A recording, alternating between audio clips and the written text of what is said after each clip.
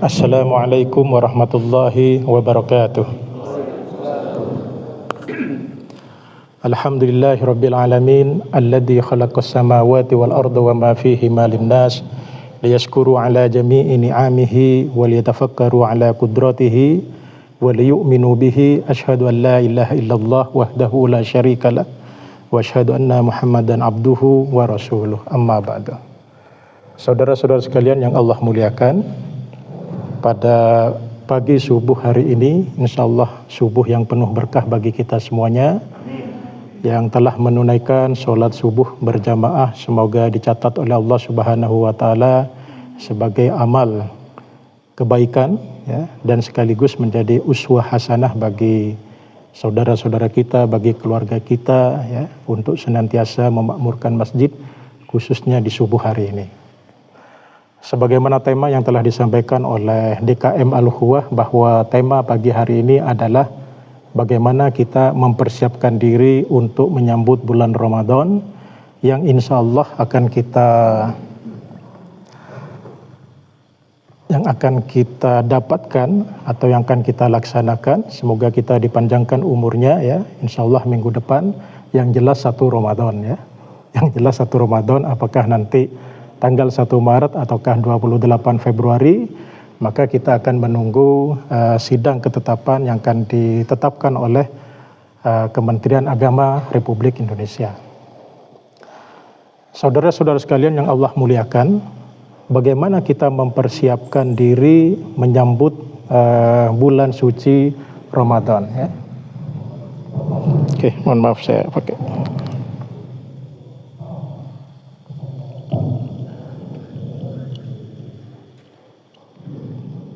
Tes. Agak susah. Atau pakai ini, ya. Baik, bagaimana kita mempersiapkan diri bulan suci Ramadan? Baik, kita lihat historis, ya. Kita lihat sisi historis dan juga kita melihat sisi kontekstual, ya. Yang pertama adalah saya ingin mengajak saudara-saudara sekalian, era yang kita alami sekarang ini banyak yang menyebutnya itu adalah era digital, ya, atau dalam konteks ekonomi, era ekonomi digital atau era new economy, ya. Nah, apa itu ekonomi digital, ya?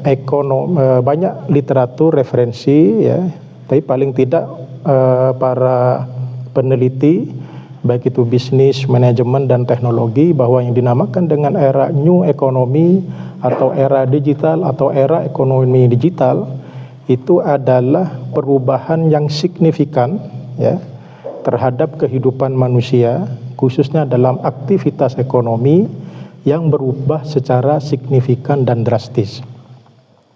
Yang disebabkan oleh apa? Baik itu perubahan regulasi, perilaku customer, dan termasuk teknologi digital.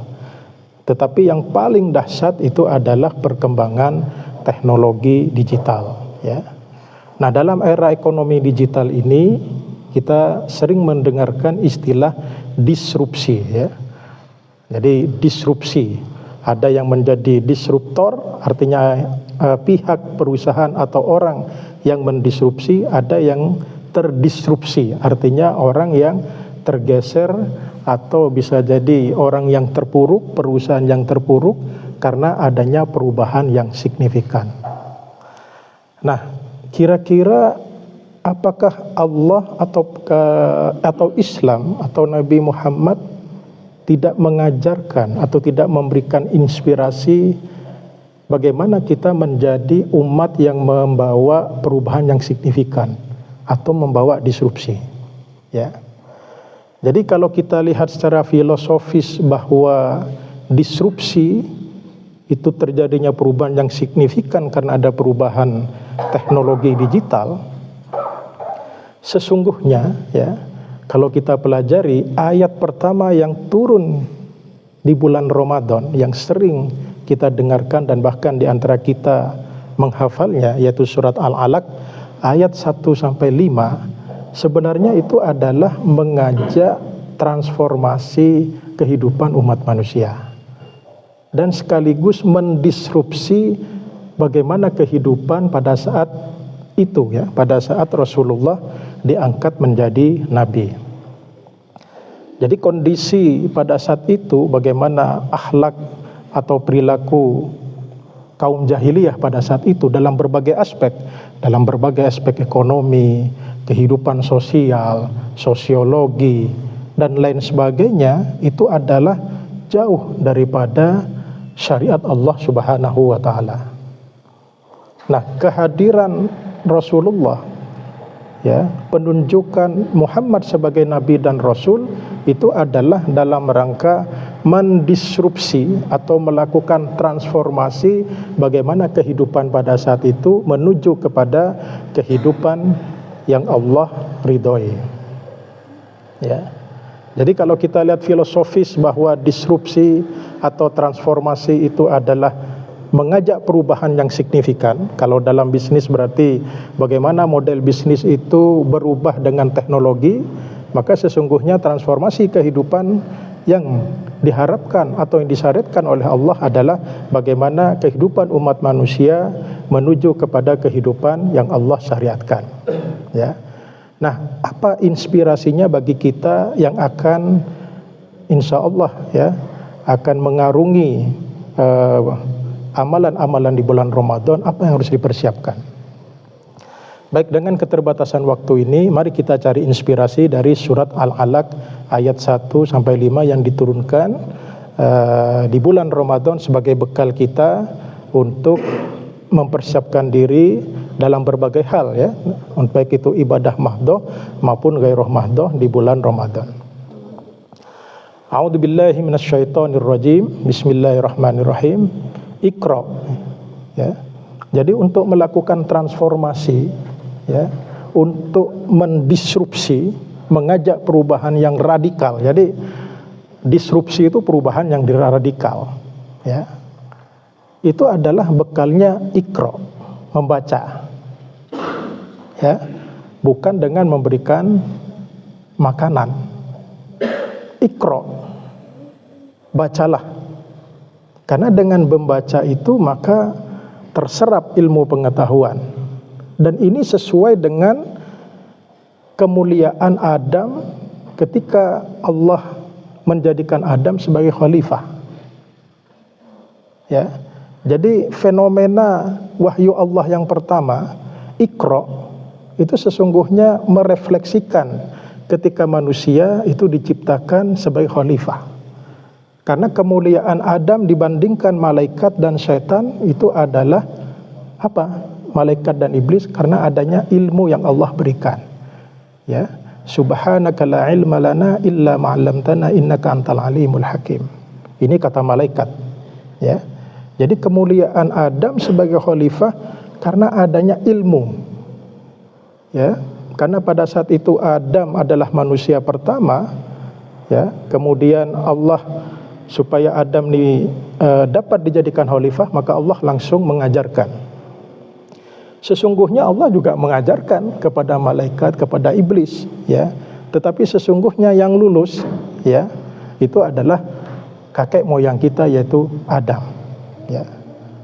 Nah, untuk melakukan transformasi, Adam diutus sebagai khalifah dan kita sebagai penerus untuk khalifah, dan Nabi Muhammad ya diutus sebagai nabi yang ketika pada saat itu kondisi kaum jahiliyah sangat tidak sesuai dengan syariat yang Allah hendaki, maka dengan Iqra, dengan ilmu sama ya.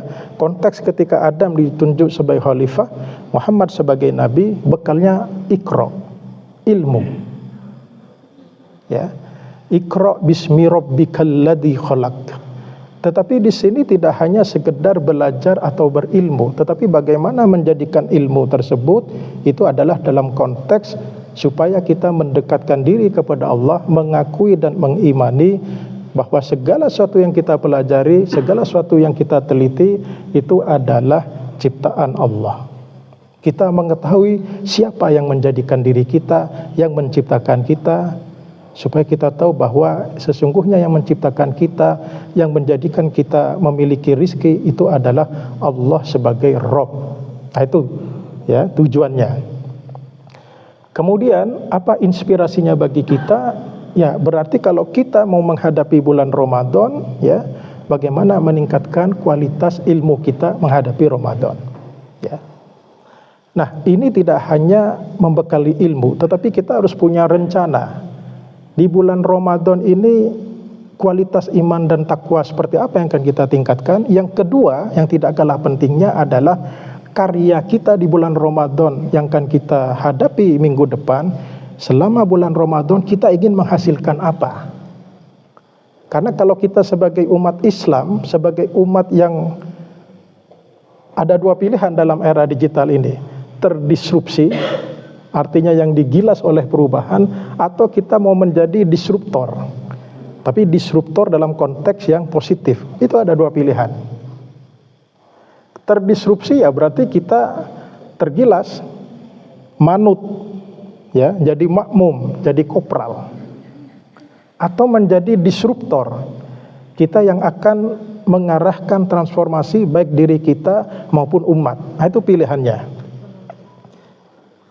Artinya apa?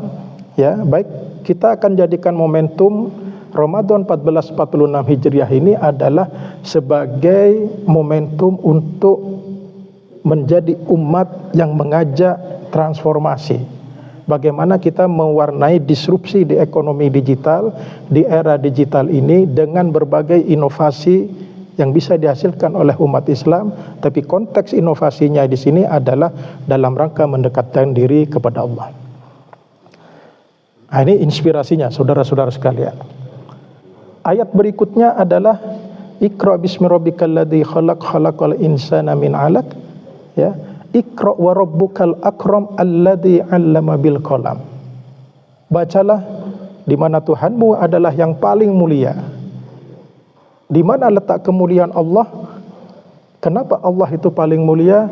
Alladzi 'allamal insana ma lam ya'lam. Alladzi 'allama bil qalam 'allamal insana ma lam ya'lam. Jadi kemuliaan Allah itu karena mengajarkan manusia, menjadikan manusia yang tidak tahu menjadi tahu, yang tahu menjadi paham, yang paham kemudian mengaplikasikan, sehingga menjadi amal jariah. Jadi kalau kita ingin menjadi mulia dengan inspirasi al-alaq tadi, maka apa? Ya, harus belajar, kemudian mengajarkan. Allamal insana ma lam ya'lam. Jadi bukan berarti mengajar itu adalah tugas seorang dosen atau guru. Bagaimana setiap pribadi kita menjadi muallim, mengajar istri kita, anak kita, lingkungan sekitar kita. Kalau kita mau mulia, ya. Kemudian dari mengajar itu berarti kita harus menghasilkan berbagai karya. Jadi ketika Nabi Muhammad diutus pada saat itu, mendapatkan wahyu tidak hanya untuk Nabi, tetapi wajib bagi Nabi untuk mengajarkan kepada umat manusia. Mengajarkan kepada umat manusia supaya bertransformasi, berubah. Ya, karena pada saat itu lingkungan Mekah, ya, di mana Nabi pada saat itu diutus, ya, bagaimana akhlak penduduk Mekah pada saat itu dan sekitarnya, ya termasuk seluruh dunia pada saat itu jauh daripada syariat Allah, maka Nabi diminta untuk melakukan transformasi umat manusia. Bagi kaum jahiliyah, ketika mereka terbiasa menyembah banyak Tuhan dan Tuhannya bisa diajak kompromi, bahkan bisa diajak makan, ya, kemudian disuruh menyembah kepada Allah yang gaib, yang tidak terlihat, yang susah dicerna dengan akal. Nah, itu kan transformasi, berubah dengan cepat. Kaum jahiliyah terdisrupsi, tergilas dengan ajaran Nabi. Ya. Nah, apakah Nabi sukses? Alhamdulillah sukses, sehingga ajarannya sampai ke kita pada saat hari ini. Artinya apa?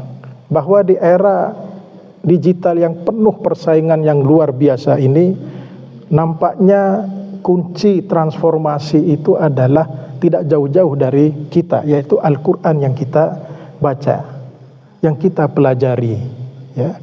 Al-Quran yang selalu kita dengungkan, hadis-hadis Nabi yang selalu kita jadikan inspirasi, menjadi sandaran, ya. Jadi bagaimana kita mempersiapkan bulan Ramadan ini? Jelas, ya, tentu kualitas iman dan takwa spiritual kita pompa nantinya.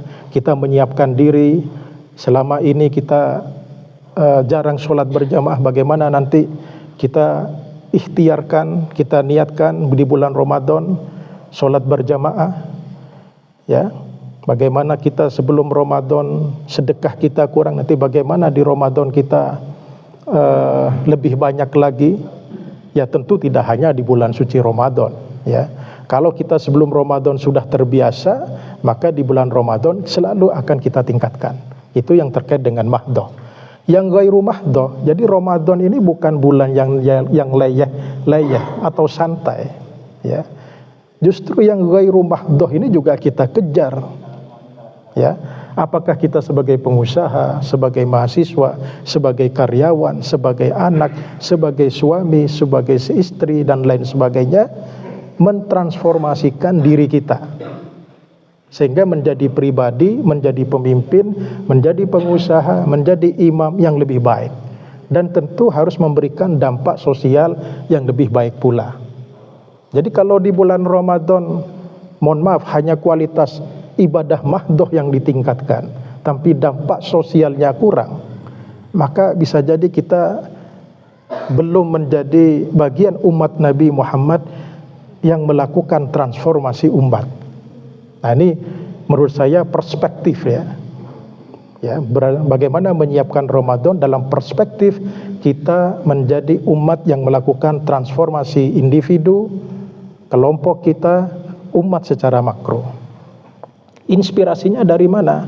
Surat Al-Alaq tadi, ya.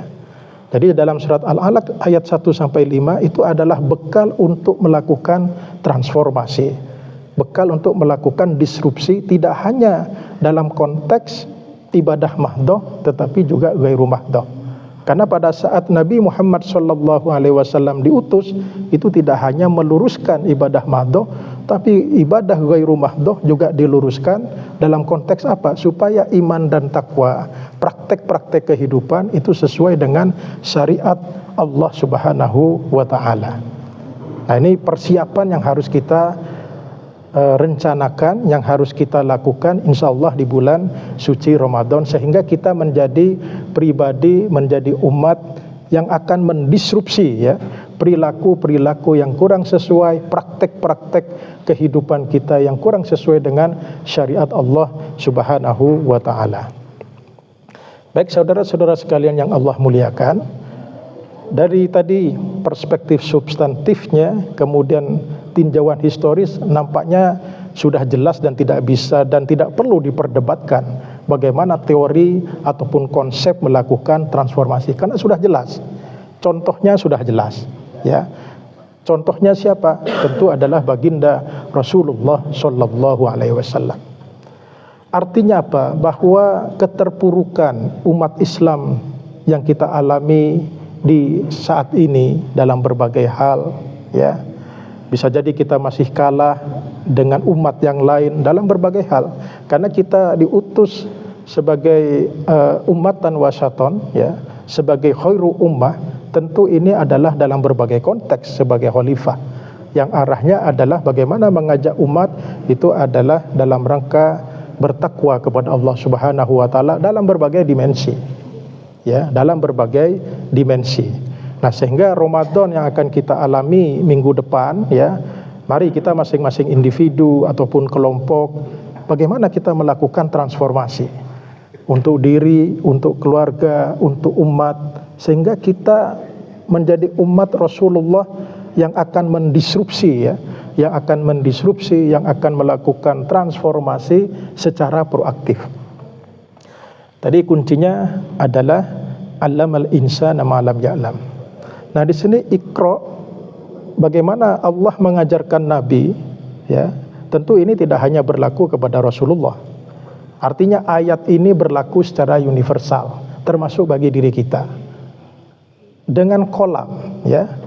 Jadi kolam pada saat itu, ya, pendefinisiannya apa? Adik-adik sekalian, kolam pena. Apakah pada saat zaman Nabi ada pena? Belum ada tinta, kan? Belum ada. Yang ada adalah pelepah kurma. Tetapi kita mendefinisikan kolam yang mudah dilafalkan. Artinya apa? Bahwa secara kata, ya, kolam artinya sesuatu yang bisa menyimpan. Sesuatu yang bisa menyimpan apa yang kita ukir, apa yang kita tulis, itu namanya kolam. Ya. Kenapa di dalam ayat tadi Allah tidak menyampaikan yang mengajarkan Nabi dengan suruh menghafal? Ya, Nabi kan ummi, ya, tidak bisa membaca dan menulis. Itu sudah kita mafhum bersama, dan sebagian besar ulama menyatakan bahwa ummi di situ Nabi tidak bisa membaca dan menulis. Karena nanti kalau Nabi bisa membaca dan menulis, tentu akan muncul fitnah-fitnah. Oh, karena Nabi memang pintar, sehingga muncullah karangan-karangan seperti artificial intelligence yang mudah mengarang sekarang, ya, dengan ChatGPT dan sebagainya. Bisa jadi bias. Tapi karena Nabi ummi dalam keadaan tidak bisa membaca dan menulis, tentu hikmahnya adalah bahwa apa yang disampaikan oleh Nabi tentu adalah bukan karangan Nabi, tapi adalah wahyu Allah. Nabi bisa menulis nggak pada saat itu? Ya, pada saat itu hampir semua ulama menyatakan tidak bisa. Dengan hafal kemudian disampaikan. Tetapi ayat itu adalah dengan kolam. Nah, seakan-akan kontradiktif, kan? Al-kolam, padahal Nabi tidak bisa. Nah, ini jelas menyatakan bahwa ayat ini berlaku universal. Ketika wahyu Allah Rasulullah terima, kemudian disampaikan kepada para sahabat, pada umatnya pada saat itu, lambat laun, ya, maka ayat-ayat itu bagaimana di-maintain, dipelihara supaya dapat turun-temurun. Al-kolam itu inspirasinya. Nah, kalau kolam itu didefinisikan sebagai pena, ya, pelepah kurma, boleh. Nah, di era digital ini, maka al-kolam itu bisa jadi adalah komputer, handphone, ya, dengan bit 0 dan 1, sehingga bisa ditulis, ya, bisa ditulis dan mudah disebarkan. Artinya apa? Al-kolam di situ adalah tidak hanya sebatas pena. Ya. Adik-adik sekarang, wah ini rajin bawa kertas dan ballpoint, ya. Sekarang kan tinggal pakai notes, iPad, ya, komputer, semuanya itu memungkinkan. Itu bisa jadi al-kolam, karena dapat menyimpan sesuatu, khususnya ilmu, disebarkan, ya, direproduksi, al-kolam, ya. Nah, tentu ini menjadi inspirasi bagi kita bahwa untuk melakukan transformasi berarti kita harus apa? Menyebarkan dengan tulisan. Tentu tidak hanya dengan lisan seperti ini. Dengan tulisan. Tulisan apakah di komputer, dalam bentuk al-kitabah, ditulis supaya mudah disebarkan. Bayangkan kalau pada saat itu sahabat Nabi tidak menuliskan wahyu-wahyu Allah, apakah bisa kita baca hari ini? Tidak bisa. Nah, itu dahsyatnya ayat tadi dalam surat Al-Alaq. Ini tentu memberikan inspirasi. Kalau kita mau melakukan transformasi menjadi umat Nabi Muhammad SAW yang dapat mendisrupsi, maka kita harus aktif menyebarkan, menulis, ya, menyebarkan, menulis, dan tentu itu menjadi amal jariah bagi kita semuanya, ya. Nah, di era digital ini tidak hanya ditulis, ya, kemudian disimpan, ya. Allamal insana ma lam ya'lam, ya. Dalam surat Al-Alaq tadi Allah mengajarkan manusia apa yang tidak diketahui, maka begitu banyak tulisan, maka itu menjadi data, menjadi sumber untuk diekstrak menjadi ilmu baru.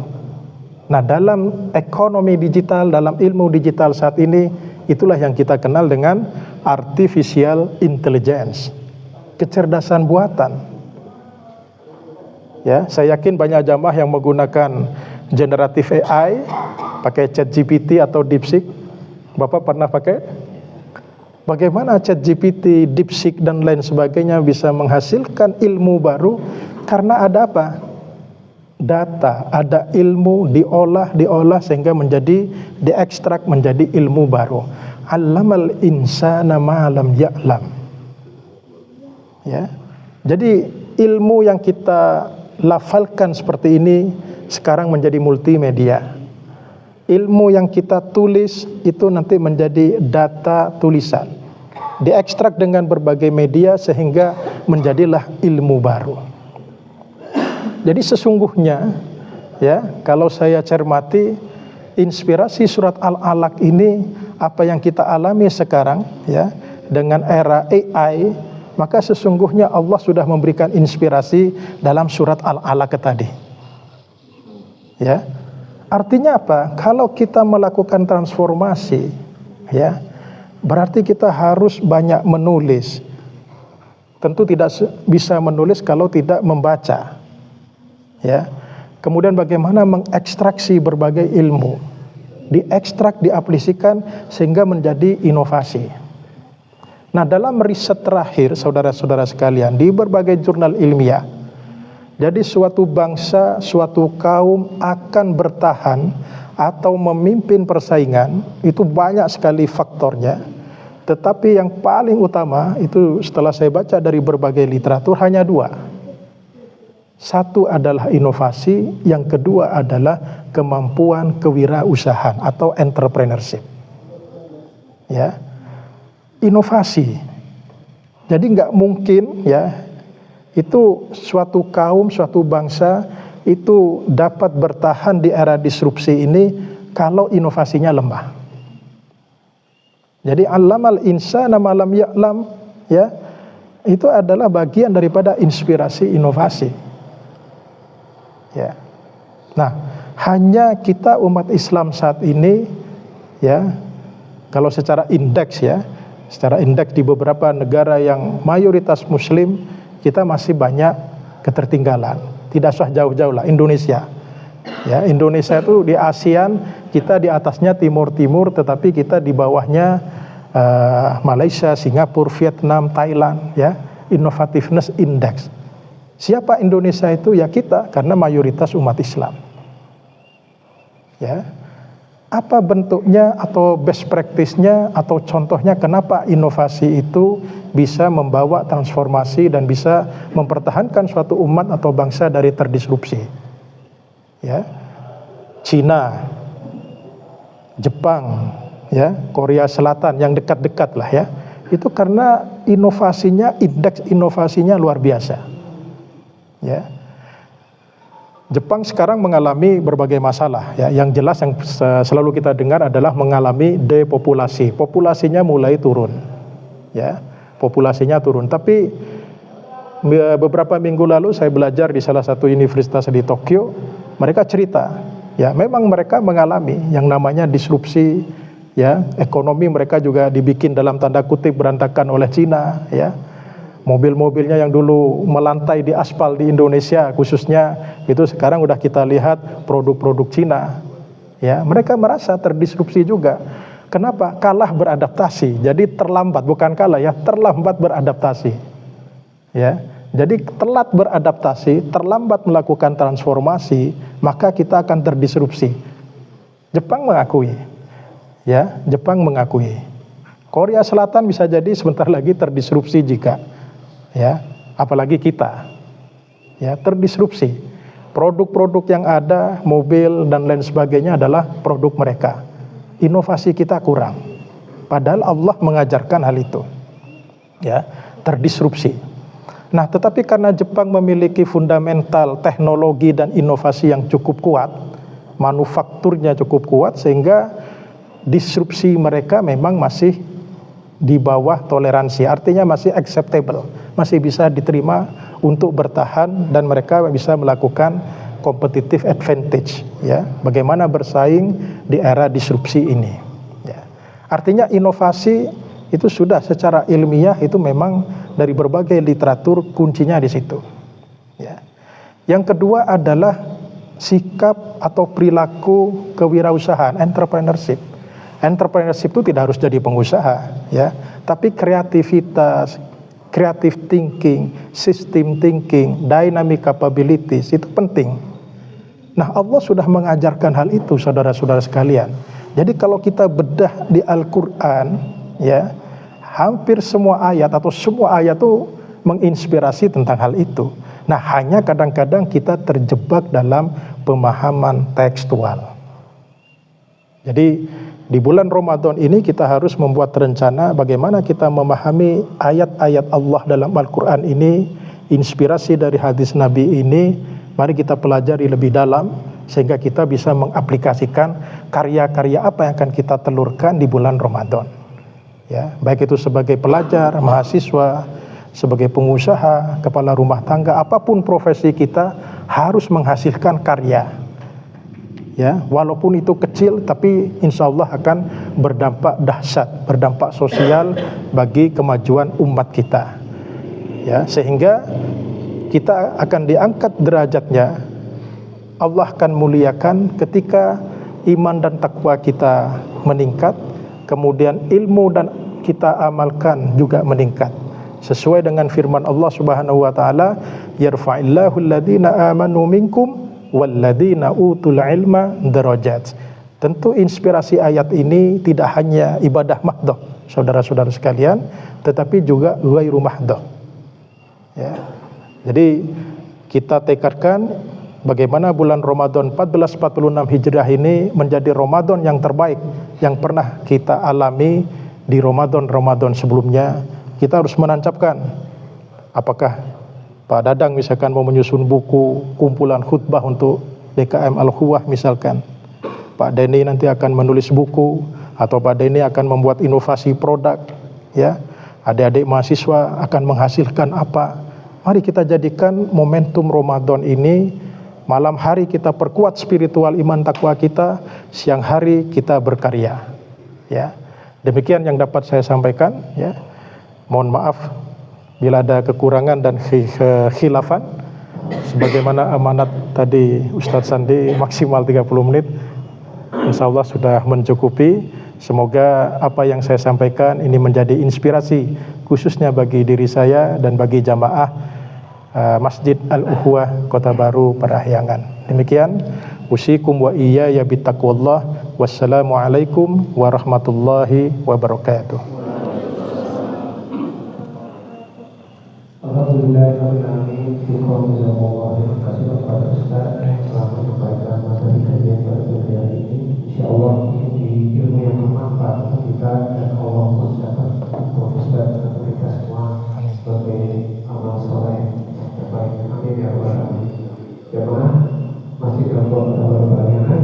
Demikian kajian pada pagi hari ini sudah masuk waktu syuruk. Silakan bagi jemaah yang akan melaksanakan sholat syuruk, dan insyaallah kita bertemu kembali dalam kegiatan di Masjid Al-Ukhuwah Kota Baru Parahyangan selanjutnya. Dan insyaallah untuk kajian Sabtu pagi pada bulan Ramadan insyaallah akan tetap ada untuk Sabtu subuh.